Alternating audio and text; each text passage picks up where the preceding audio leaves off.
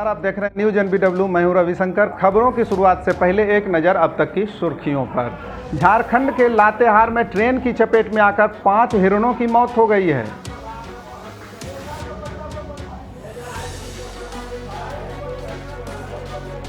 भागलपुर में केंद्रीय दूरसंचार मंत्री ने डाक भवन का किया शिलान्यास।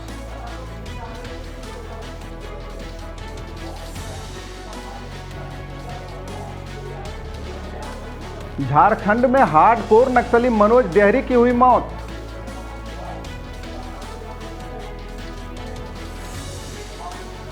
और बेगूसराय में ज्वेलरी शॉप लूटकांड का पुलिस ने किया सफल खुलासा। पूर्व मंत्री मंजू वर्मा ने जदयू से टिकट मिलने की जताई उम्मीद।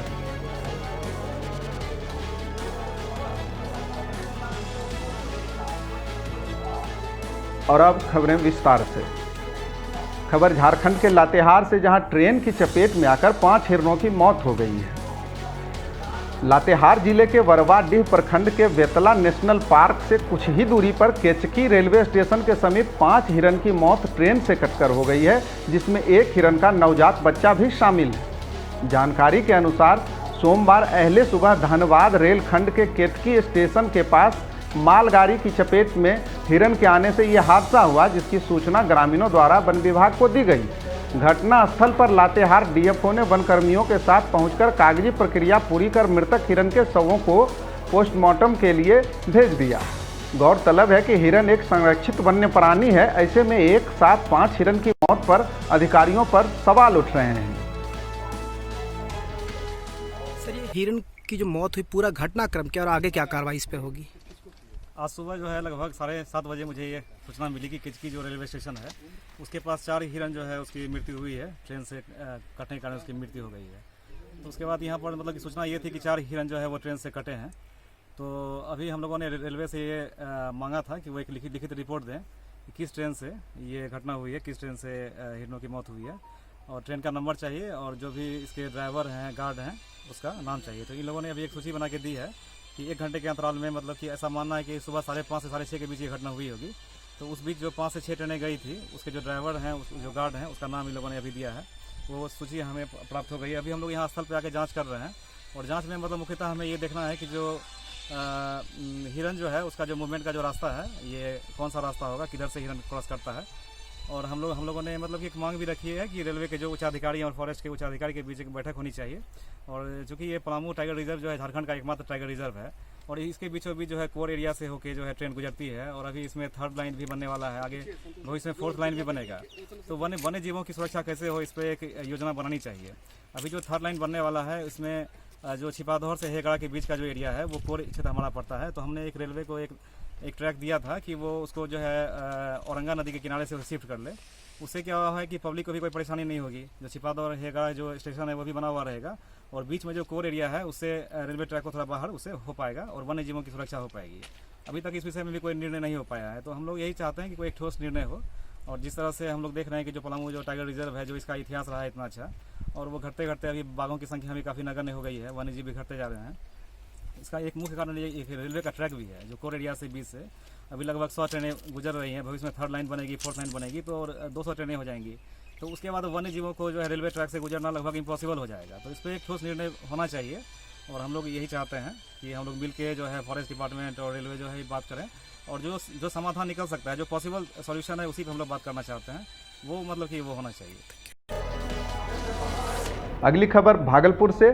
भागलपुर प्रधान डाकघर परिसर में वीडियो कॉन्फ्रेंसिंग के माध्यम से डाक कार्यालय का शिलान्यास भारत सरकार के संचार एवं सूचना प्रौद्योगिकी मंत्री रविशंकर प्रसाद ने किया, जिसका अनावरण स्थानीय विधान पार्षद NK यादव के द्वारा किया गया। इस अवसर पर विशिष्ट अतिथि बिहार के उप मुख्यमंत्री सुशील मोदी, भागलपुर के सांसद अजय मंडल ऑनलाइन कार्यक्रम में शामिल हुए। इस दौरान नगर निगम मेयर सीमा शाह, पूर्व उप मेयर प्रीति शेखर, डाक निदेशक पवन कुमार सहित कई अन्य डाक कर्मी शामिल हुए। मौके पर डाक अधीक्षक राम परेखा प्रसाद ने कहा कि क्षेत्रीय डाकघर कार्यालय भागलपुर में खुलने से आम लोगों को काफ़ी सुविधा होगी।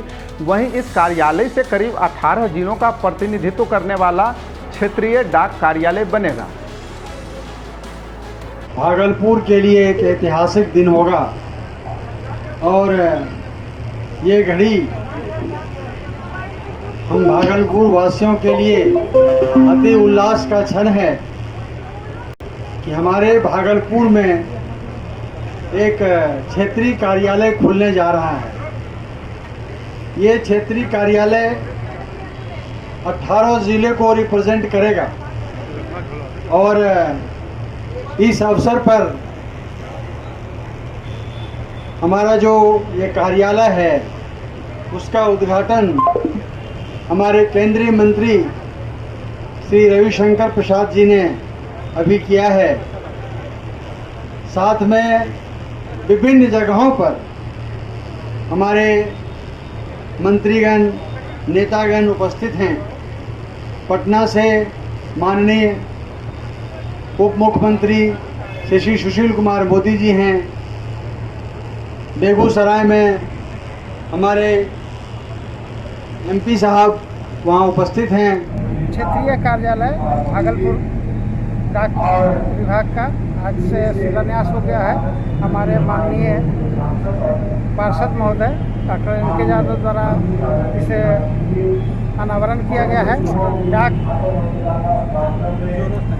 डाक निदेशक पवन कुमार उपस्थित रहे, उन्हीं के मार्गदर्शन में यह सब कार्यक्रम हुआ और यह बहुत सफलतापूर्वक हुआ। इसका ऑनलाइन उद्घाटन माननीय संचार मंत्री रविशंकर प्रसाद द्वारा किया गया और आज बिहार में हर जगह बहुत जगह कार्यक्रम है, जैसे मुजफ्फरपुर, बेगूसराय, पटना, उनके साथ यह भी हुआ है। और इस क्षेत्रीय कार्यालय बनने के बाद बहुत सी डाक की सुविधाएँ सुगम होगी, कर्मचारियों का भी लाभ होगा। धन्यवाद। किस लेवल के अधिकारी यहाँ पर बैठे? और बढ़ते हैं आगे खबर दुमका से। दुमका में हार्डकोर नक्सली मनोज डेहरी की मौत हो गई है। 12 वर्षों से केंद्रीय कारा दुमका में बंद हार्डकोर नक्सली मनोज डेहरी की मौत की खबर आ रही है। बताया जाता है कि जेल में बंद हार्डकोर नक्सली की अचानक तबीयत बिगड़ जाने के कारण अस्पताल में भर्ती किया गया, जहां उसकी मौत हो गई। वहीं मृत नक्सली के परिजनों ने पुलिस पर लापरवाही का आरोप लगाया है। कई पुलिसकर्मियों को शहीद करने वाला मृत हार्डकोर नक्सली आजीवन कारावास की सजा काट रहा था। हमको 7 बजे कल रात को थाना से गोपीगंज थाना से बड़ा फोन किए थे, चौकीदार को भेजे थे। चौकीदार जाके मेरा भतीजा को बोला कि तुम्हारा चाचा ऐसे सीरियस है, चाची को बोल दीजिए। तो हम इसके बहन के पास आए थे परसों, तो कल 7 बजे रात फोन निकलने के बाद हम लोग आज आए तो आकर के डेट देखे आके जरा सा भी इसका बोली वचन कुछ नहीं आके देखें। इसका मैंने लास्ट एकदम ख़त्म होने के बाद ही हम लोग आए हैं। आने के बाद भी यहाँ पर बोले कि ऐसे ऐसे सीरियस जेल गेट से लाए हैं, बेड करेंगे। तो पुलिस लोग भी बोली कि हम लोग को दरखास्त दीजिए। तो दरखास्त हम लोग को कहाँ मिलेगा? गए जेल गेट में भी ऐसे ही पुलिस बोली। बोलने के बाद कचहरी गए, कचहरी में हम लोग लिखा के लाए, तब जेल गेट में दिए। इसके बाद पुलिस दौड़ के गई कि ऐसे ऐसे पूरा छटपटा रहा है, मनोज डेहरी चलिए। तो ला के आके देखते हैं तो पूरा वो तो बर्फ जैसे कबे मर गया है, तो ठंडा देखे मैंने जैसे लॉकडाउन हुआ जनवरी फरवरी में, तो भेंट नहीं किया है इनके साथ। अच्छा, उसके बाद से भेंट नहीं? हाँ उसके साथ नहीं। इसके पहले भेंट हुआ तो ठीक ठाक था? हाँ ठीक ठाक था, किसी तरह का कोई बात नहीं। बढ़ते हैं आगे और अगली खबर बेगूसराय से। चर्चित ज्वेलरी शॉप लूटकांड का पुलिस ने सफल खुलासा करने में सफलता पाई है। बेगूसराय पुलिस ने तेघड़ा थाना क्षेत्र में फायरिंग कर स्वर्ण आभूषण दुकान में लूटपाट की घटना का उद्भेदन करते हुए लूट में शामिल बदमाशों को लूटे गए सोने के जेवरात और हथियार के साथ गिरफ्तार कर लिया है। एसपी ऑफिस में आयोजित प्रेस वार्ता में एसपी अवकाश कुमार ने बताया कि 28 अगस्त की दोपहर को नकाबपोश बदमाशों ने तेघड़ा बाजार स्थित राज्य लक्ष्मी स्वर्ण आभूषण की दुकान में फायरिंग कर लूटपाट की घटना को अंजाम दिया था। लूट कांड का उद्भेदन करने के लिए तेघड़ा डीएसपी और सदर डीएसपी के नेतृत्व में पुलिस टीम का गठन किया गया था। टीम ने लूट में शामिल 11 बदमाशों को गिरफ्तार किया है, जिसके पास से लूटी गई 3 किलो 489 ग्राम सोने के जेवरात, 1 किलो 150 ग्राम चांदी, 1 पिस्टल, 5 देसी कट्टा, 15 जिंदा कारतूस, 11 मोबाइल, 1 बोलेरो गाड़ी और 1 बाइक भी बरामद किया है। गिरफ्तार बदमाशों में सिमरिया बिंद टोली निवासी रामगति उर्फ लहरा, राजा कुमार, दुलार कुमार समेत 11 लोग शामिल हैं। पुलिस ने इस मामले में कुख्यात बदमाश रामगति और लहरा की पत्नी निशा कुमारी को भी गिरफ्तार किया है। एसपी अवकाश कुमार ने बताया कि गिरफ्तार बदमाशों ने 4 अन्य लूटपाट की घटना में अपनी संलिप्तता स्वीकार की है, जिसमें मुख्य रूप से बीहट बाजार में स्वर्ण आभूषण दुकान में लूटपाट भी शामिल है। बीहट स्वर्ण आभूषण दुकान में लूटी गई 1 किलो सोने 1 किलो चांदी के जेवरात को भी पुलिस ने बरामद करने में सफलता पाई है। तेघरा बाजार में स्वर्ण आभूषण दुकान में फायरिंग कर लूटपाट की घटना सीसीटीवी में कैद हो गई थी। और अगली खबर दुमका से। दुमका को तेगड़ा थाना क्षेत्र में तेगड़ा बाजार में एक राजलक्ष्मी स्वर्ण आभूषण दुकान से डकैती हुई थी कुछ स्वर्ण आभूषणों की, जिसके वेदन के लिए, छापेमारी के लिए और गिरफ्तारी के लिए और बरामदगी के लिए एक विशेष टीम का गठन किया गया था। इस टीम ने टेक्निकल और मैनुअल दोनों इंटेलिजेंस के आधार पर बहुत ही तीव्र गति से इस कांड का न सिर्फ उद्भेदन किया, लेकिन इस कांड में संलिप्त कुल 11 अपराधी और लूटी की जितनी सामग्री थी उसकी बरामदगी भी कर ली। इसमें टोटल 11 लोगों की गिरफ्तारी हुई है और इनसे पूछताछ में इन्होंने अपनी संलिप्तता स्वीकार की। इसके अलावा इस केस के अलावा और 4 अन्य कांडों का भी उद्भेदन हुआ है। स्वर्ण आभूषण है, ज्वेलरी, वो टोटल 3 किलो 489 ग्राम है किलोग्राम, और चांदी का आभूषण 1 किलो 150 ग्राम है। इसके अलावा 1 पिस्टल, 5 देसी कट्टा, 15 जिंदा कारतूस, 11 मोबाइल, 1 बोलेरो गाड़ी, 1 मोटरसाइकिल, ये सभी चीज़ें बरामद हुई। एफआईआर दर्ज कराया गया था, वो 2 किलो 611 ग्राम का था टोटल, और बरामदगी जो हुई है 3 किलो 489 ग्राम हुई। सीसीटीवी कैमरा वहाँ पे जो था उसमें प्रथम जो साक्ष्य थे हमारे पास जो दिख रहा था वो सीसीटीवी फुटेज ही था। कई लोगों ने, आप में से भी कई लोगों ने उसको देखा था। उसके अतिरिक्त लेकिन चूँकि उसको मास्क और हेलमेट, मफलर इत्यादि सभी लोग पहने हुए थे तो चेहरा नहीं दिख रहा था, तो इसलिए उद्भेदन करना थोड़ा कठिन था। लेकिन टेक्निकल इनपुट और मैनुअल इंटेलिजेंस इसमें काफ़ी, जहाँ से भी लोगों ने सूचनाएं दी सभी का सत्यापन किया गया, लेकिन जो सूचना टेक्निकली हम लोग के पास एविडेंस थे उससे मैच की, उस पर ठोस कार्रवाई की गई। और जिले के शिकारीपाड़ा थाना क्षेत्र के पत्ताबारी के समीप मुर्गी लाने वाले एक वाहन से लूट की नियत से ड्राइवर को अपराधियों ने गोली मार दिया, जिसमें ड्राइवर मोहम्मद अकील अंसारी बुरी तरह घायल हो गया। गंभीर अवस्था में चालक को डीएमसीएच में इलाज के लिए भर्ती कराया गया है, जहां डॉक्टर ने गोली शरीर से बाहर निकाल दिया है। बिहार का रहने वाला चालक मोहम्मद अकील ने बताया कि पश्चिम बंगाल के सिवरी से मुर्गा लेकर बांका, भागलपुर जैसे जगहों पर सप्लाई करता है। देर रात पत्ताबारी के पास मारुति कार से 4 की संख्या में अपराधियों ने ओवरटेक कर गाड़ी को रुकवाया और रुपए मांगने लगे। रुपए नहीं देने पर अपराधियों ने उसे गोली मार दी और फरार हो गए। पुलिस मामले की जाँच में जुटी है। कैसे लगा गोली? कैसे बोला पैसा निकाल, हम लोग पास पैसा नहीं था, तो उसके बाद वो गोली मार दी। वहाँ से लाके इधर बिहार से बका तरफ इधर पहुँचते हैं। कितना का मुर्गी लाता है वहाँ से एक ट्रिप में? वही 1,10,000। 1,10,000 हमको पता था या नहीं था, हमको क्या मालूम। हम लोग जाते, वो लोग आते आया पीछे से ओवरटेक करके उसके चेक लिया, बोलता पैसा लगा। वो सबको मालूम रहता है कि मुर्गी गाड़ी वाला लेके पैसा लेके जाता है, इसलिए उसने अति किया।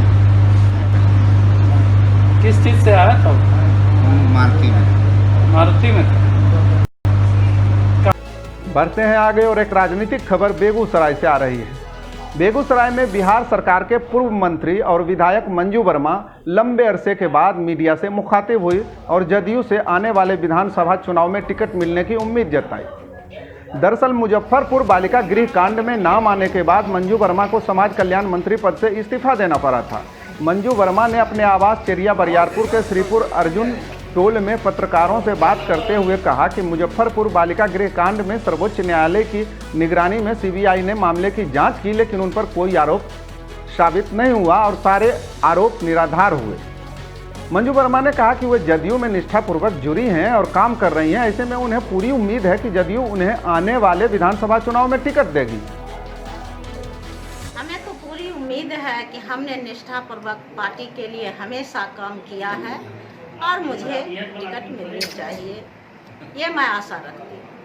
हमारे ऊपर जो आरोप थे वो निराधार थे।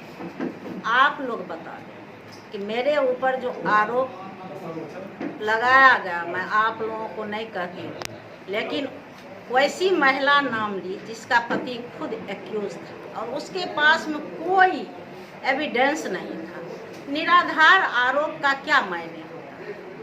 निराधार आरोप तो आरोप साबित नहीं होता है। और जब इतनी बड़ी एजेंसी जिसको लोग सीबीआई कहते हैं, जिसके जांच के लिए लोग परेशान रहते हैं, और इतनी बड़ी एजेंसी जिसको मैं भी सलाम करती हूँ, और माननीय सर्वोच्च न्यायालय के दिशा निर्देश पर जांच हुई और जब एक सम्मन भी नहीं जारी हुआ, तो फिर आरोप का क्या मतलब है? हम पर क्या आरोप है आप बताओ। नहीं, मैं जदयू परिवार की हूँ। जदयू परिवार ने और उनके नेता आदरणीय नीतीश कुमार जी ने एक हाउसवाइफ को, जिसे कोई नहीं जानता था, अर्जुन टोल में भी फलाने की बीवी फलाने की बहू के नाम से जानता था, मंजू वर्मा के नाम से नहीं जानता था, उसको टिकट दे करके और घर से निकाल करके सदन तक पहुंचा दिए। वो टिकट दिए, आकर के प्रचार किए। हमारे वो नेता हैं, मैं उनसे हटकर कहीं नहीं जा सकती।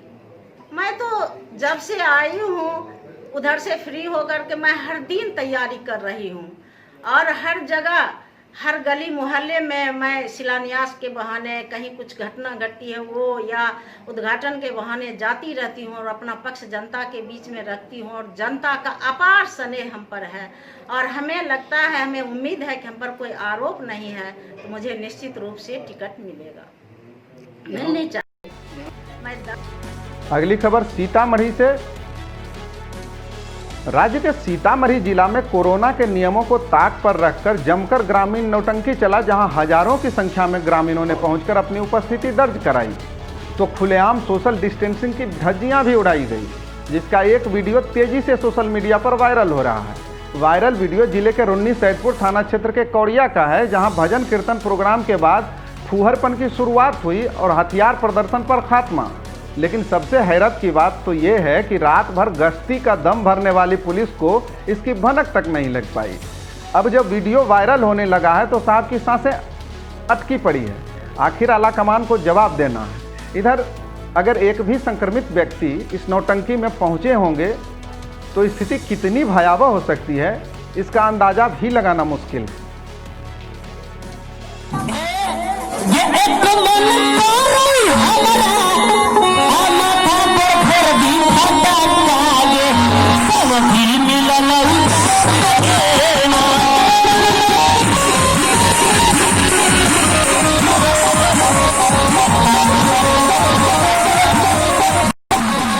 और अभी के इस बुलेटिन में इतना ही। हम फिर मिलेंगे आपके आसपास की प्रमुख और ताज़ा तरीन खबरों के साथ। नमस्कार।